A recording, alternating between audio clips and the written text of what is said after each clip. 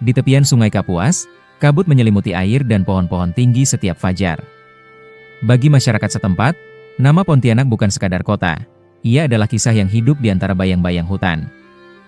Jauh sebelum rumah dan pelabuhan berdiri, wilayah itu dianggap angker. Di sanalah berkeliaran roh wanita yang meninggal saat melahirkan, yang sering disebut Puntianak. Orang tua menggambarkannya sebagai sosok berambut panjang, berpakaian putih, menangis atau tertawa di tengah kabut malam. Suaranya bisa membuat siapapun yang mendengarnya ketakutan. Legenda lisan menyebar dari mulut ke mulut. Suara tawa atau tangis itu menandai tempat yang dihuni roh yang tak tenang. Setiap orang yang mendekat, terutama laki-laki, merasakan jantungnya berdegup cepat. Bayangan hantu itu diyakini berada di bawah pohon kapuk, tempat favoritnya. Disinilah akar rasa takut masyarakat tertanam. Bukan karena bukti fisik, tetapi karena pola pikir dan keyakinan yang diwariskan dari generasi ke generasi.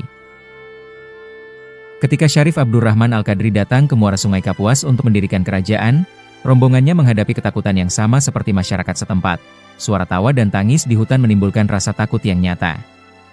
Namun, sang pendiri tidak membiarkan ketakutan itu menguasai pengikutnya. Menurut catatan sejarawan Belanda P.J. Vedt, 1854, ia memerintahkan seluruh perahu rombongan menembakkan meriam ke arah hutan selama 2 jam penuh, sebelum turun ke darat dengan parang di tangan.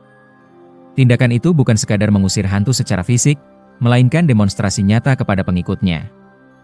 Dalam kutipan catatan J.P. Vedt 1854, ia menulis, Om den bijgelovigen skrikzijner volgelingen te overwinnen. Artinya, untuk mengatasi ketakutan tahayul para pengikutnya. Hasilnya, hutan tetap sunyi, tidak ada bahaya fisik, dan pengikut belajar bahwa suara-suara yang mereka takuti hanyalah bayangan dari pola pikir mereka sendiri. Dengan kata lain, Syarif Abdurrahman ingin mengajarkan keberanian dan rasionalitas melalui tindakan simbolik, bahwa ketakutan yang diwariskan secara tahayul bisa ditaklukkan.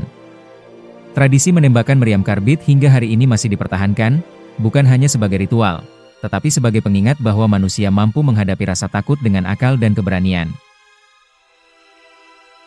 Di balik kisah mistis tentang Puntianak dan suara-suara hutan, sejarah memberi perspektif lain.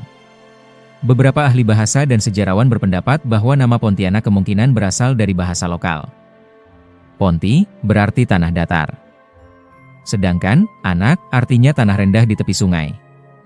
Artinya, nama itu bisa jadi sekadar deskripsi geografis, bukan berasal dari roh atau legenda. Namun legenda tetap hidup, karena masyarakat memerlukan cerita untuk memahami dunia yang belum bisa dijelaskan secara ilmiah.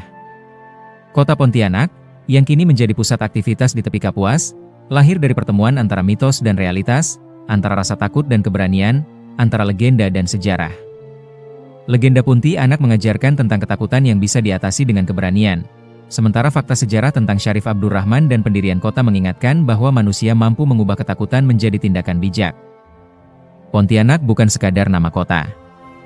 Ia adalah simbol perjuangan manusia menghadapi bayang-bayang dalam pikirannya sendiri, tempat legenda dan logika berjalan beriringan, seperti dua arus sungai yang bertemu, namun tetap mengalir dengan caranya masing-masing.